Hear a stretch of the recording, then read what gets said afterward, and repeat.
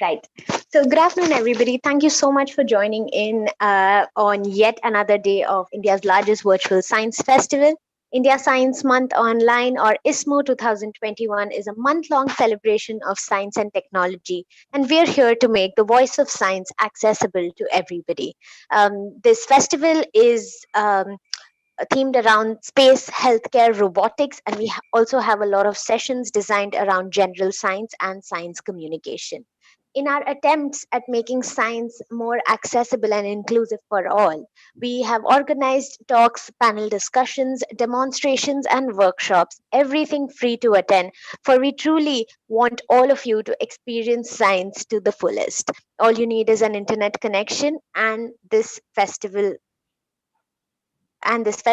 is available to you.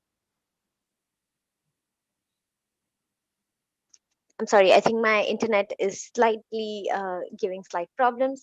But anyway, moving on. So today we have a very, very interesting session lined up. It's the second last day of the festival. 31st January is the last day of the festival. And we hope that all of you will encourage your friends and family to join us for the sessions that we have planned for you. Today we have a science storytelling session by none other than Miss Usha Venkatraman, who has been associated with the festival for several other events. And it's an absolute pleasure to have her at the festival yet again. Ma'am, could I please request you to turn on your video for us? Thank you so much. An absolute pleasure to host you at the festival yet again. For all our attendees, just a quick introduction for Usha ma'am. She is a renowned storyteller and puppeteer based out of Bombay and has done several shows all across the globe. She is also a trained classical vocalist and is very passionate about teaching science through stories. She has conducted a workshop with us previously, has been a judge for our events, and we're so grateful that we could have her for yet another event at our festival. She has curated and conceptualized a program called Sci-Fi, which aims at making science fun and engaging through stories. And in today's session, she is going to tell us and she's going to narrate a story which teaches science. So I'm sure all our attendees are very, very excited about this. And I won't take in any more of your time, ma'am. You're live on YouTube, and all our attendees are just waiting for you to begin the story. So, without any further delay, could I please request you to begin? Thank you, Shruti.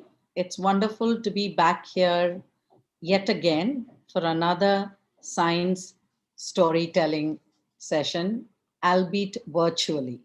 Like you said, internet, and I was thinking about web smarts.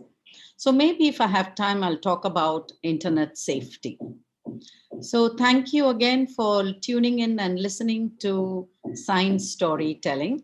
And I'm a storyteller like Shruti introduced me. So this session for the next 45 minutes to 1 hour is all about stories. So just to take you on, just to begin our story session, I would like to ask you, what is science? In short, observing, predicting, and evaluating is all about science, right? It's a systematic study of the physical or the material world through observation and experimentation. But science, by its own definition, doesn't give us any meaning, it just gives us facts, right? It only provides us with facts, but our lives gain meaning when we tell our story. Even the scientist's perspective on storytelling is we participate, therefore we are. To Rene Descartes, the philosopher's saying that I think, therefore I am. So the steps to scientific method are observation, hypothesis, experiments, record the data, look at your data and draw a conclusion, and share what you have learned. So today, while I'm narrating the stories, I would like your scientific mind to record, observe, make hypotheses, make an educated guess, and also probably share what you have learned. Now, storytelling engages the mind. The narrative always engages the mind. Stories give us texture, a rough surface to grasp. We are ready to wrestle with the problems as our intuitive and critical faculties hum to life, right? Stories do spark a few insights. Why should one tell stories in the science class? A story can hook the students' attention, give students a mental organizer. Stories also help change gears to become more creative and imaginative and rest the logical mind. Storytelling is effective. You can retain information. It's the only method which ensures that you retain information and also which doesn't leave any carbon footprint, because all that a storyteller exhales is carbon dioxide. So I don't use any PowerPoint, nothing. So I just tell stories, and storytelling is fun. I like my sessions to be very interactive, but let's start with a story which asks you a question. And this, I think, will be the subject of physics because that's my first topic. So, a long, long time ago, on a night, I don't know whether it was a full moon or a new moon night in Mexico, a frog and a deer had an argument. They decided to settle their differences with a bet, as all of us do. So the frog said, "Hey, 25 fleas for the one who can see the first rays of the sun." Deer laughed and quickly agreed, "Of course, I will look to the east." He knew the sun always rose in the east. "You must look in some other direction." Frog agreed. He quietly sat watching the highest mountain peak in the west, while the deer stared into the darkness of the eastern plain. After hours and hours of waiting and watching, Frog suddenly yelled, "Look, I can see the first rays of the sun. Look, I win." When Deer turned to look west, he had to agree that Frog had been the first to see the rays of the sun, and Frog had seen them by looking away from the east, away from where the sun usually rose. How could this be? Well, since I can't hear your answers, if you've guessed it right, Frog saw the sunlight reflecting off the peak of the mountain in the west, while the deer was watching the lower plains in the east, mountains being higher, taller, loftier, always catch the sun's rays first as the earth turns to face the sun. Simple, isn't it? All that you need is to think outside the box. Well, with that short story as my beginning, I would like to go on to the first topic or the first subject, that is physics. Let me tell you, I wasn't good in science. I did commerce, I don't know why, then went on to do personal management, and finally did the 1 year ECC, early childhood education. And I think I found my, what would you say, my muse, my passion, and that is to tell stories. Well, it does take a long time. Okay, the first story, and I'll give you a little background, is after I finish the story. Okay? In the land of fairies, there lived the rainbow fairy. Now, the rainbow fairy had a very special job. Her job was to put the rainbow in the sky after it had been raining. And then her job was to take it back again later. Now, the rainbow fairy, she kept her rainbows in a silver little box with a little catch. And after it had stopped raining, she would open the box and whoosh, the rainbows would jump back into the box. But when it had stopped raining, I'm sorry, she would open this silver box with a catch, and out jumped the rainbows into the sky. Then, when it was time for the rainbow to come back again, the rainbow fairy would blow her magic whistle that was tied in a chain round her neck. It was a silver chain like the one I'm wearing, and the rainbows would jump back into the box. Right? So one day the rainbow fairy woke up and she didn't feel very well. She had the cold. So she was coughing and sneezing, and you know how it is with a sore head and a sore throat. The rainbow fairy had the flu. She decided to stay in bed that day. Good idea. That's what you should do. Well, next door to the rainbow fairy, there lived a very nosy fairy. She was always nosing into other people's business, and she noticed that the rainbow fairy hadn't come out that day. And she wondered what had happened. Remember, she was nosy. The nosy fairy decided to find out. So she went over to the rainbow fairy's house and knocked on the door, and she called out, "Yoo-hoo! Rainbow, are you in?" There was no answer. Then the nosy fairy looked in through the letterbox. "Yoo-hoo!" she called, but still there was no answer. The rainbow fairy was under the bed, under all the covers in her bed upstairs, and she couldn't hear. Then the nosy fairy saw through the letterbox the little silver box with the clasp, and she knew that the rainbows were kept inside that box. She looked at that box sitting on the kitchen table.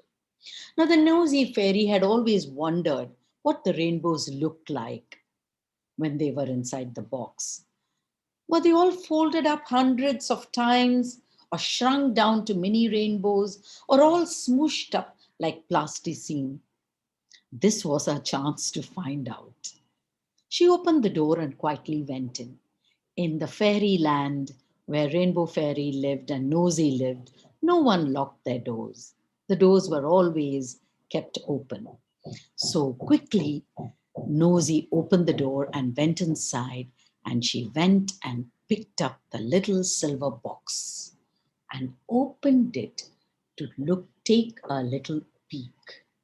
But as soon as the box was opened, just a tiny bit, a rainbow jumped whoosh, into the sky.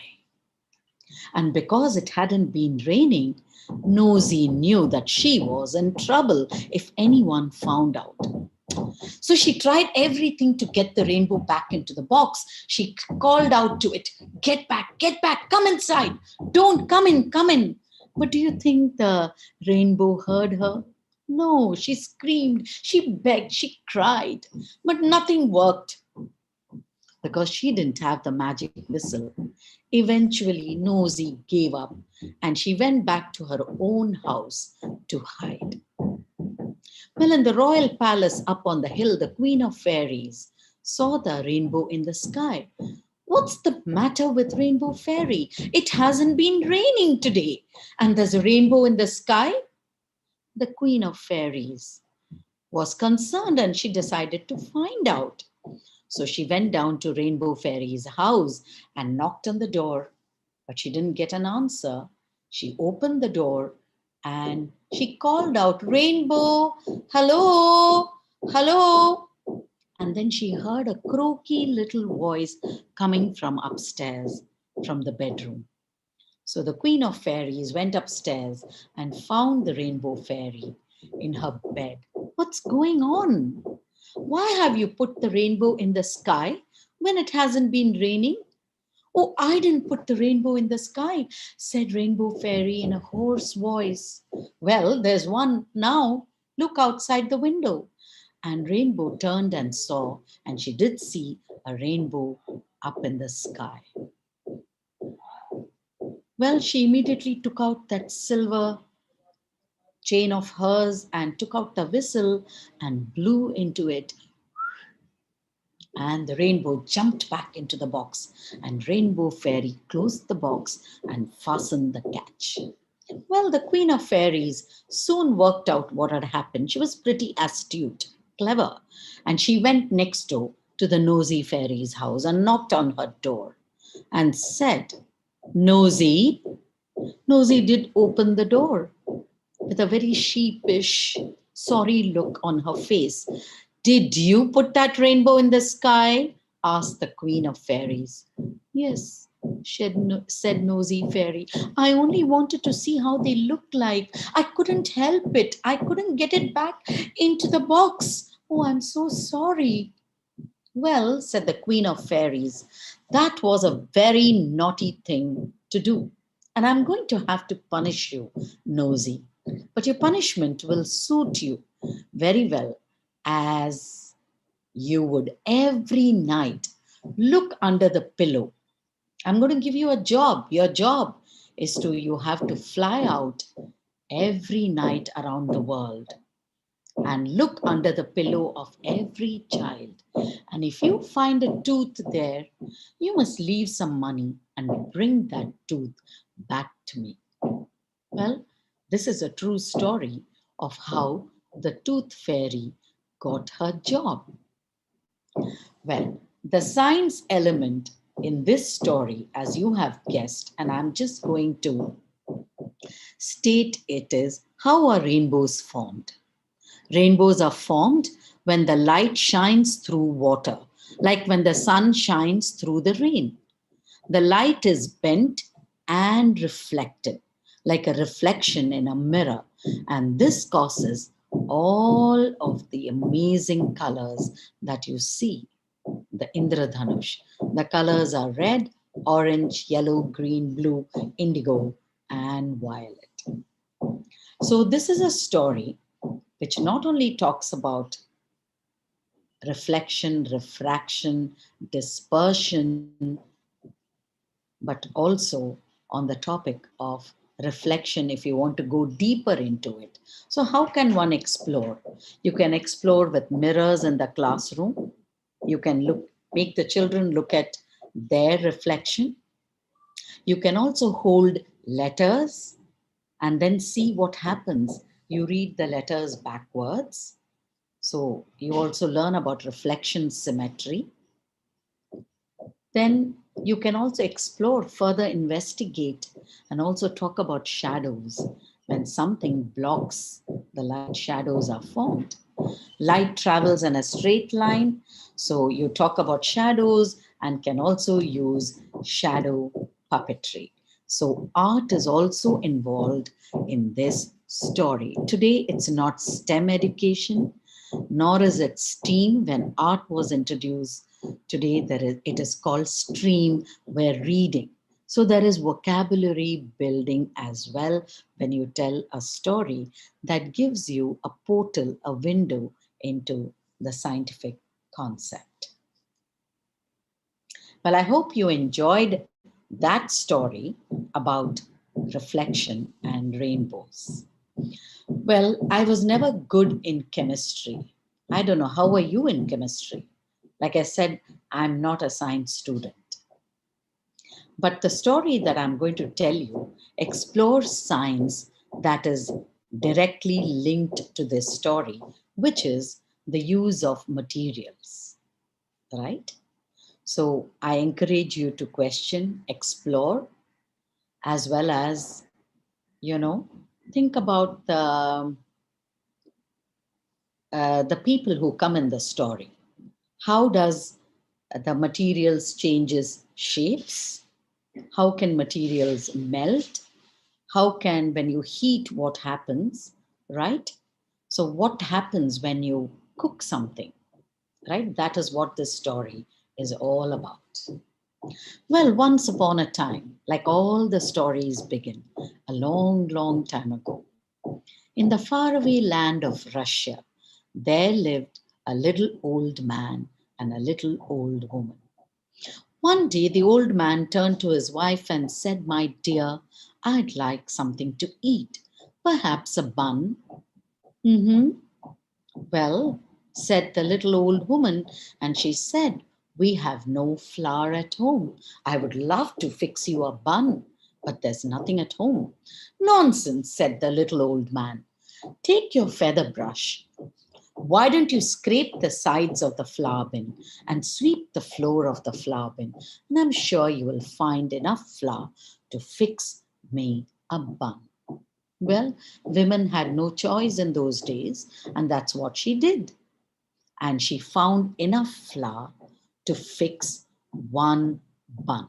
So she took her mixing bowl, she melted some butter, and then she added flour, the little flour that was left, and milk and sugar, and mixed it into a nice round ball and put it in the oven for the bun to bake. And the bun came out splendid, nice, round, brown, and hot. So she placed the bun on the windowsill for it to cool. But the bun was bored. You see, he didn't like to be locked in. None of us like it, right? He wanted to go on a road trip. So he decided to go. He just rolled across the windowsill and down onto the bench, rolled across the bench, down onto the floor, rolled across the floor, and went outside the door. And he was having a jolly good time when he happened to go and meet a milkmaid. So the milkmaid's house was right next to the old man and old woman's house. And the little bun was curious and he watched the milkmaid. She was churning cream to make butter. And when she saw the bun, oh, she said, oh, come in, you bun. You look good enough to eat. And I'm going to eat you up. You see, I have some cream left over after I have churned the butter. So I'm going to have you with that butter. You will really taste so yummy with that big dollop of cream. No, no, no, no, no. You can't eat me, said Mr. Bun. I won't let you. And he rolled and he ran away from there. He was being chased by the little old man and the little old woman and the milkmaid who were chasing him. The little bun ran and ran downhill. Yippee! He was having a jolly good time when he reached a jam maker's house. You know, a jam maker who makes jam out of fruits? And he ran inside, and the jam maker was heating up blackberries, berries. Right now, it's the season of strawberries, right? In a big pot on the fire. The juice was thickening into a sticky jam. Oh, come in, little bun. I'm making some fine jam and it will set soon. You will be very tasty with a big dollop of jam, she said. Ah, you won't eat me. Perhaps I might sing you a song, said the little bun. And he rolled and he rolled and he rolled and he ran away. And he was still going on his road trip as fast as his little legs could carry him, and being chased by the little old woman and the little old man, the milkmaid, and the jam maker. And he ran into a blacksmith's forge. You know, a blacksmith. He was heating up an iron rod in the fire to make horseshoe nails. He pumped the bellows to make the flames hot until the metal was soft. Oh, come in, Mr. Bun. Oh, you look good enough to eat. I'm going to eat you up. In fact, I have just finished making these nails. I'll put you on the fire so that you get nice and warm and you'll be tasty when you're all warmed up. Oh, no, certainly not. couldn't, even if you tried, cried out little Bun, and he ran as fast as his little legs could carry him, and he rolled down the hill, yippee, and he rolled up the hill, yoo-hoo, and he came to a meadow.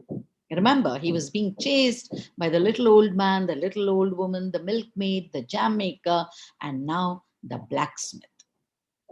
Soon it was starting to get darker, and Mr. Bun, up, he just ran into a fox.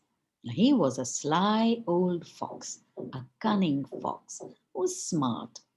He looked at the bun and he said, "Oh, Mr. Bun, you're so nice and round and brown.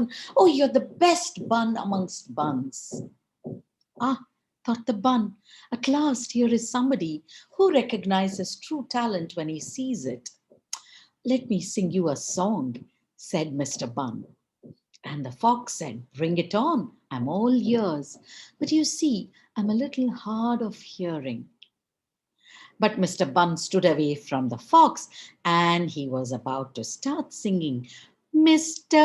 Bun, I am Mr. Bun. I was scraped from the sides and swept from the floor of the flour bin, kneaded with cream and in butter fried. I was put to cool on the windowsill, but I rolled and I rolled and I rolled and I rolled." "Oh, wait, wait, wait, Mr. Bun. Did you write the lyrics to that song yourself? Oh, such wonderful words. Perhaps you could come closer to me. Perhaps jump up onto my nose. Uh-huh." And the bun thought, why not? Look, Mr. Fox is definitely my admirer. So let me jump up onto his nose. And he jumped up and he began to sing, "Mr. Bun up."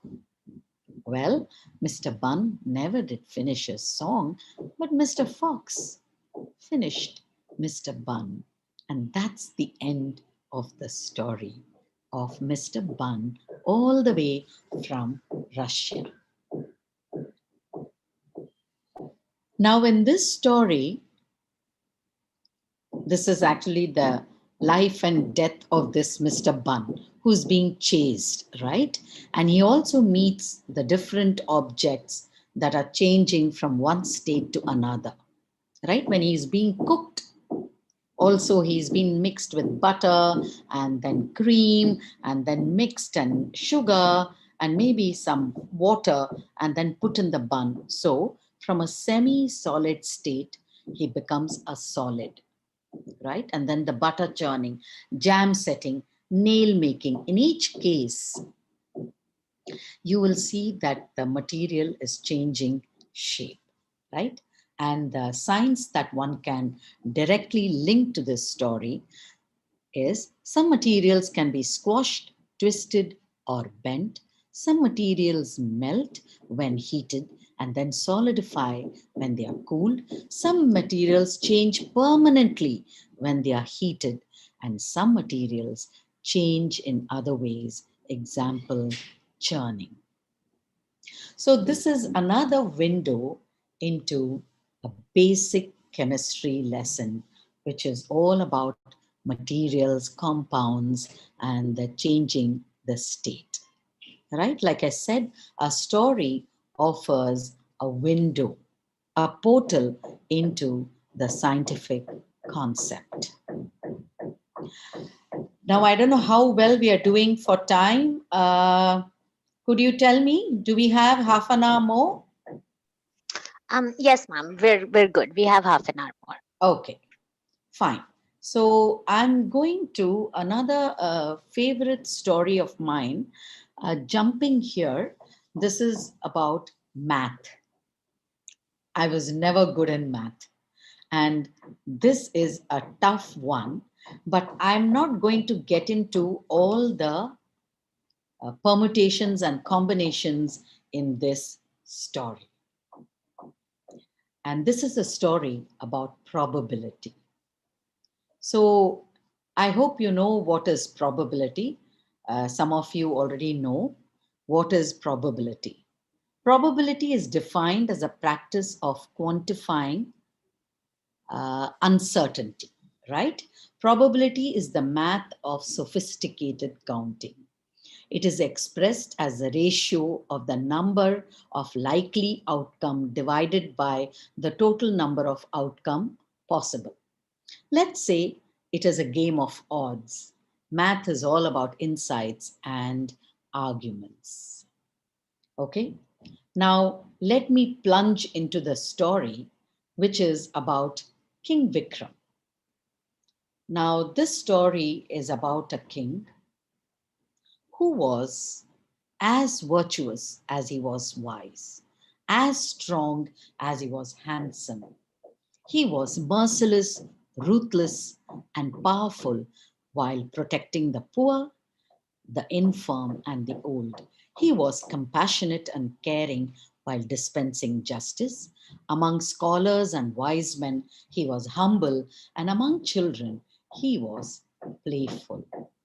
Well, I'm talking about King Vikram, who ruled the country or who ruled this province of Ujjain in central India many thousands of years ago, right?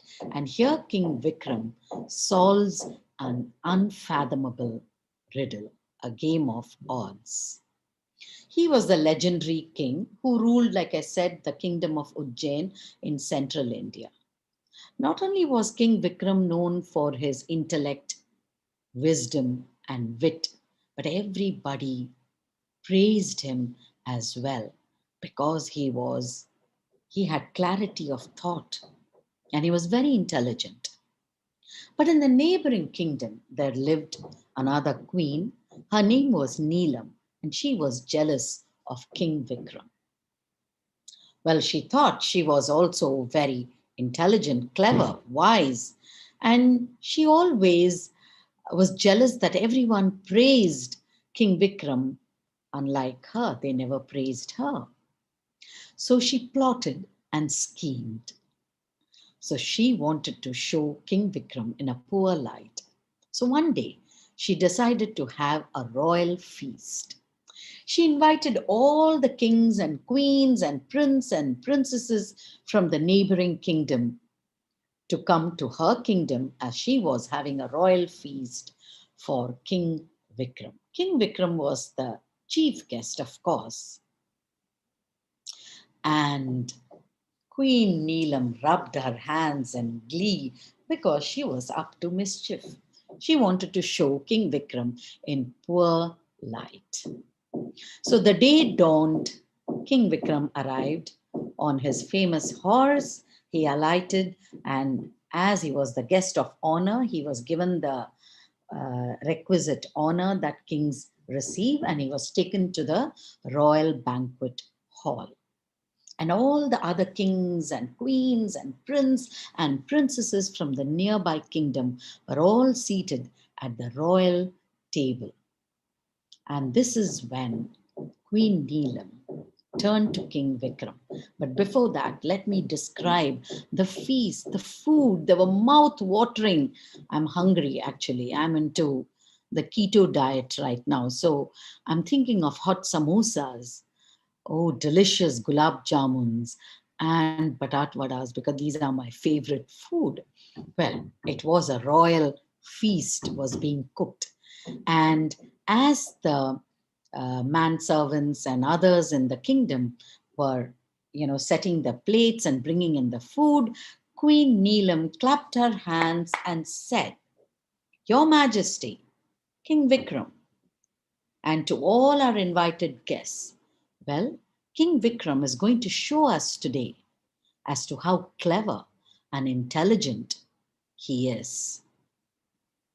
1,000 pair of eyes, royal eyes, mind you, were looking at King Vikram, expectantly. And King Vikram turned to Queen Neelam and said, "What do you want me to do? How does one show intelligence or how one is smart?" Well, she clapped her hands and said, "King Vikram, I have a little challenge or a test for you. And as soon as she clapped her hands, 6 children were brought in to the royal dining hall. Now, let me describe the 6 children. They were identically dressed. They were the same height, same weight, and same color complexion, and they were dressed identical. They were all dressed in bright colored robes. The head was turbaned, eyes were coal lined, and they all looked adorable. Must have been about 6 or 7 years old. Well, Queen Neelam turned to King Vikram and said, "Your Majesty, you cannot talk to the children, but you'll have to tell me which 3 of them are boys and which 3 of them are girls. You cannot talk to them." So King Vikram was kind of perplexed and he said, "I can't talk to them. They all look identical." "Yes, Your Majesty, you'll have to prove to us how clever and intelligent you are. And this is the challenge that I have for you." Well, King Vikram was indeed King Vikram. He was known for his intelligence, his wit, wisdom, clarity of thought. So he thought, I have children. They're both boys and girls, but here they all look identical. Then King Vikram thought for a bit and then he turned to Queen Neelam and he said, "Can I have a paper and a stylus or a parchment, whatever was being used in those days?" And then he wrote down a list of things and he gave it to Queen Neelam. She looked at it and she gave it to her minister. Soon, within 10 minutes, in the next room to the dining hall, there was a table set up. And along with the table, there were tools, you know, tools with which you carve or tools with which you kind of make shapes. So there was plasticine, there were, these carving tools, and there was bowl of water, soap, some moisturizers, and a towel. Everything was kept just whatever King Vikram had asked, right? And the king beckoned to the 6 children and asked them to come to the room. And he told them to sit at the table and to start making some shapes out of that clay, something, whatever they wanted to. You know how children love to play with clay, how they love to hold it, and how they like to make shapes and figures, because there were also tools to make figures and shapes. But here, none of them squealed in delight, very, very, keeping their composure. They all sat down around the table and began to make shapes.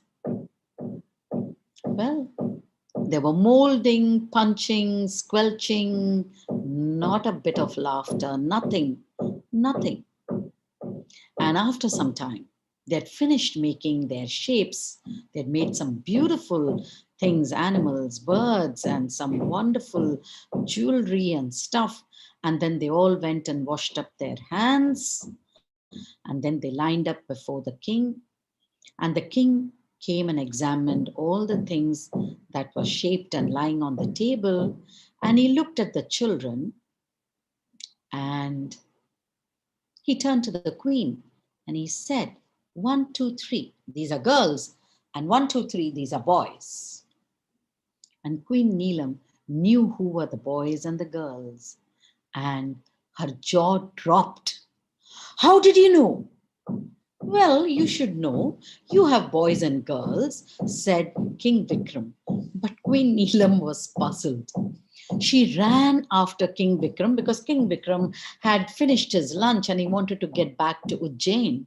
And she followed him. She rushed across the palace floor, the tiled floor. Her little heels went tap, tap, tap. And she said, "King, your Majesty, you have to tell me, how did you guess? How did you guess?" "Ah, I know. You guessed from the things that they made. The girls, they made such delicate flowers with such delicate stems, and the boys, they made those ferocious tigers with sharp claws. That's how you knew, right?" No, Queen, it wasn't with what they had made. Not at all. Well, guess. Now, this is a game of probability. Now, I'm not very sharp enough here to tell you how that works because I'm not good in math. So, you know the various permutations and combinations. So, there are six of them and three out of six. So, that is the odds here, right? So, but here King Vikram was not only smart, and if you think outside the box, he said it was not out of what they had made, Queen. It was how they washed up after they had made. Well, the girls, after they had finished making their shapes and figures, went to the basin and then they lathered their hands, fingers with the soap and they washed it neatly. And then they took some moisturizer and applied it on their hand, patted it, and they came back to their seats. Well, the boys, they just dipped their hands into the water and then brushed it on their clothes. Well, simple, said King Vikram. Well, it is not simple. I mean, this is outside the box if you think that's the way they wash their hands. But if you were to play the game of odds, how would you arrive at the three of them who were girls and who were boys, right? But I want to play a small little game of probability with you. Like, imagine some of you have been traveling in flights. Imagine you boarded an airplane. The rows are numbered from 1 to 10. It's a small aircraft. There are six seats per row, three on this side and three on the other side.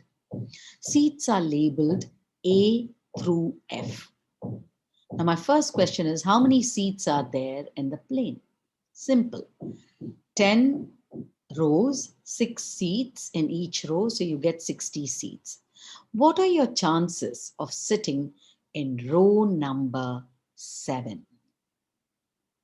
So you can work it out. What are your chances of sitting in a window seat? What are your chances of sitting in a seat? And what are your chances of sitting in an even numbered row? Right? Probability of an event is great or small. It may not be possible to tell the future, but probability can certainly describe the likelihood of an event coming to pass. So that was the story about King Vikram who solves an unfathomable riddle or an improbable task. Well, let me move on to. mm, we've done physics, we've done chemistry, we have done math. Okay, the subject that really interests me today is sustainability. How can we teach ways to honor, support, and cooperate with nature? Storytelling is an art, a device, a gateway to the to this portal, the subject of environmental science, where we take you and how one can support the present, how we can sustain the present, right? Through stories. So, how can we look after our environment, our ecosystem, our food chains, and also extinction? Somebody told me the other day when we had a story session that the language of Tulu is getting extinct. How do we preserve? How do we sustain? How do we take responsibility for the world around us? How, how our inconsiderate actions can harm the planet and have a disastrous effect, right? So, The goal of sustainable development is to enable all people throughout the world to satisfy their basic needs and improve the quality of their lives without compromising the quality of life for future generations. Right? So we have to harvest wisely, take care of our land, not to pollute it, respect all life, and seek the balance in nature. Believe that you can make a difference. And the question that you need to ask is, what ought I to do? How can we restore the earth? But before we restore the earth, friends, let's begin to restore ourselves, our society, our communities, and the place where we live. So, the story that I'm about to tell you, many of you would know this story. This story actually is a Jewish folk tale, but I adapted it to suit our Indian sentiments, actually. So let me take you to this story, which is all about sustainability, how we can sustain our earth, sustain um, our world. So, this is the story of a tailor. Now, the tailor is a very, very famous tailor who lives in India. Okay. Now, this tailor lives in the city of Mumbai. His name was Abdul. Abdul Bhai was a very good tailor. In fact, he was the best tailor in the whole world.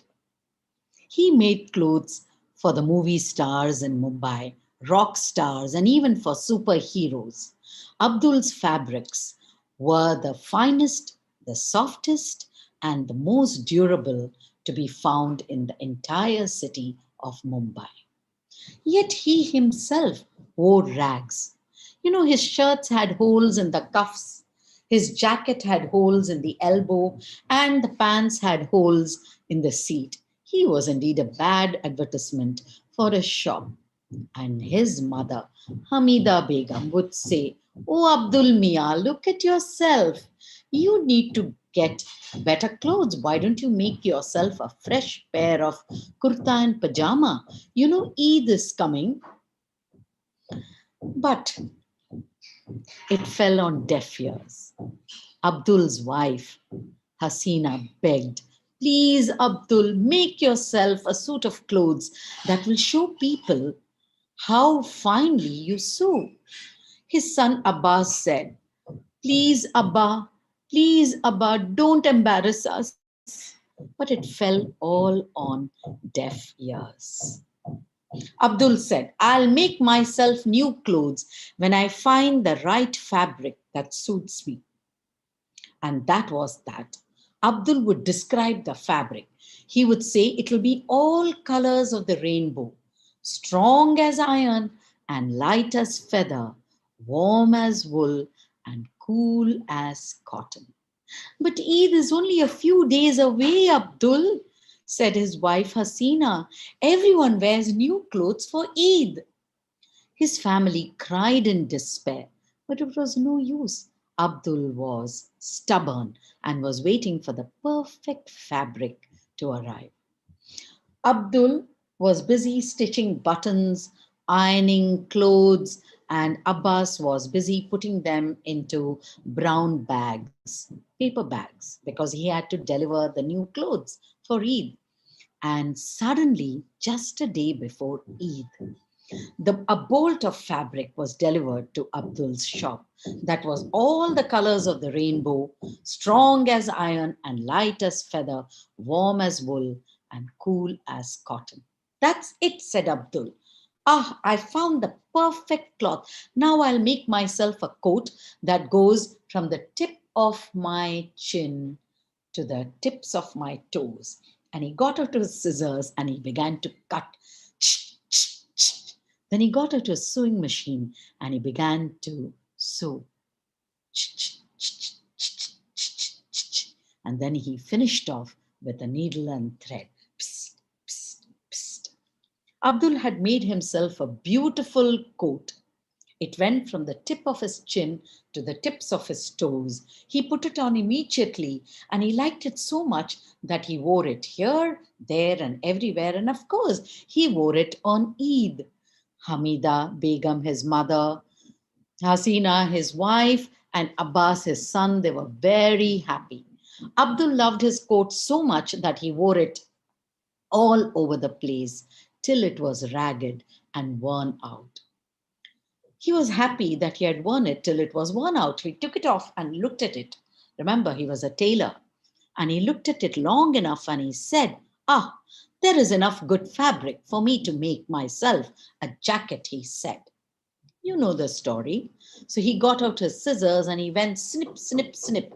Then he got out his sewing machine and he went chick, chick, chick, chick, took out his needle and thread and went pss, pss, pss. Abdul had made himself a beautiful jacket.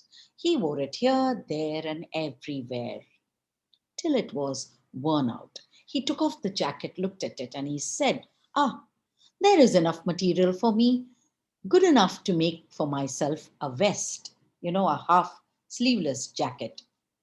So he got out his scissors and he went snip, snip, snip, and psst, psst, psst. And he had made himself a lovely vest. And he wore it here, there, and everywhere till it was ragged and worn out. Then he took it out, looked at it, and he said, "Ah, there is enough material for me to make myself a cap." And that's what he did. He went snip, snip, snip, chick, chick, chick, chick, chick, psst, psst, psst. He had made himself a beautiful cap. I believe it was a Mumbai Indians cap. He put it on immediately and liked it so much that he went here, there, and everywhere. Perhaps he went for one of the T20s as well, where Mumbai Indians were playing. I don't know. Perhaps. He was so happy he had worn it till it was ragged and worn out. He took it off and looked at it and he said, "Ah, there is enough fabric to make a button." And that's what he did. He made himself a button. And it was such a beautiful button. He put it on immediately and he liked it so much. Of course, he went here, there, and everywhere till it was ragged and worn out. He was so happy he had worn it till it was worn out. He took it off and looked at it. He really looked at it. And he placed it under the light and looked at it closely. And he found that there was enough good fabric to make a story. So he got out his scissors and he went snip, snip, snip. And he took out his sewing machine and he went chick, chick, chick, chick. Then he took out his needle and thread. Psst, psst, psst. Abdul had made himself a beautiful story. He liked it so much, he shared it with everyone, here, there, and everywhere. And he also shared it with me. And because it was a story, well, it will never get worn out, right? A story never gets worn out. So, this is one of the, how would I say, a story which talks about uh, sustainability, about how one can reuse, reduce, and make things out of something, recycle it. There are many stories about sustainability, but I'm not going into all the stories. But there is another lovely one which I would like to share, which is about once upon a time, like all stories start, there was a little drop of water called Boond, and she lived in the river. Even though she didn't know it, she had a very important mission on this earth, and that was the cycle of water. Now, Booth was a very, very young water droplet, so she didn't know why her mother would often leave the river and return a few days later. So one morning, when the sun was shining brightly, Booth asked her mother, "Ma, why do you leave the river sometimes? You disappear for days." "Well," her mother said, "because we water drops have a very important job to do, Boone. We must ensure that the cycle of water continues. Now, Boond was very surprised, for she had never imagined that her mother was so important to Mother Earth. However, Boond wasn't very sure exactly what this mission on which her mother went, disappeared for days was about. So, what's all this important mission about, Ma? Well, her mother said, "It's not just my mission, Boond, it is also yours too, and all the water drops on earth." Boond was open mouthed because she felt so thrilled that she too was a part of this important mission on this planet Earth. Her mother continued, "You know, Boond, we water drops rest in the rivers, seas, lakes, etc. But on sunny days, we must evaporate in order to form clouds. Once we are in the air, in a cloud, and it becomes colder, we weigh so much, too much for the cloud, and the cloud lets go of all the water, producing what we call rain. Then the rain waters the fields and the plants and allows the rivers and seas to be refilled so that all living beings have water to drink. This is the water cycle, and there is life on earth only because of it." And that was how little Boond, the little drop of water, learned that it is thanks to her and all the other water drops that the water cycle is possible on earth. So, this is to teach children. Like I said, I tell stories for 4, or maybe even if the kids today are very smart, to 14-year-olds. So it's basically primary science. The only advanced science that I have used is probability, and I have tied myself in knots over that. Okay, so I really need to sit and work all those permutations and combinations um, when I do. So usually I say that Queen Neelam, she brought in 2 identical children so that the odds are 50-50. Easy, right? 1 upon 2. The equation is simple for that probability solution. So these are how stories can be uh, told to children so that they can explore the world of science. All that I do, and other storytellers like me, we just create an interest, ignite a spark, and then the science teacher, and you let this child explore the world of science, because it's all about exploration, self discovery, and making um, prognosis, and then writing down your data. Like I said, education is all about out of the box thinking, and that is what science encourages us. And today's teaching is all about that. I don't know if I have any time. Do I have any more time? Ma'am, we've run out of time. It's been an hour plus. Yeah. Okay, fine. So, thank you, India Science Festival. With that, we come to the end of my 3 sessions this full month of January. Thank you, and I hope I have done justice to the subject of science. Like I said, I only venture into primary science, elementary science for children. Thank you so much. Thank you so much, ma'am. As always, it's an absolute pleasure to interact with you. And I'm sure our attendees have really gained quite a bit of insight into the world of science storytelling through your session. I think it was absolutely lovely how you brought out different aspects of STEAM into the conversation. I can see that the efforts that you put in are really stellar. And thank you so much for doing this for us. It's an absolute pleasure. I just like all our attendees to know that this video is on YouTube. So, in case any of you have missed it or want to share it with your family and friends, do check out our YouTube channel and you'll be able to find this video posted over there.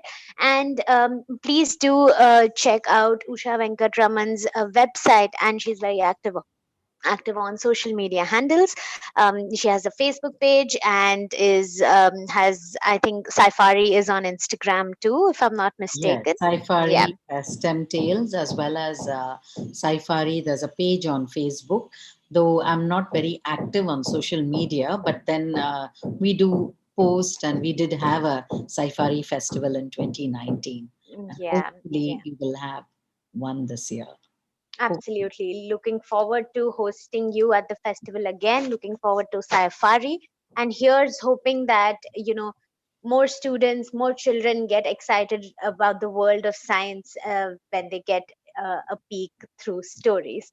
So, thank you so much, ma'am. Again, such an honor to have you at our festival. Again, our attendees can check out our social media handles for regular updates, and we also have posts going out every now and then on Facebook, Instagram, Twitter, and LinkedIn. Do follow us, and you'll be able to find all our session recorded on the YouTube channel. So make sure you check them out, and stay tuned. Check out our website for more events. Today is the second last day of our festival. Tomorrow's the last day, and we hope to bring forth more exciting events for all of you in the years to come. Thank you so much for joining in. Thank you, ma'am. Have a great day ahead. Thank you.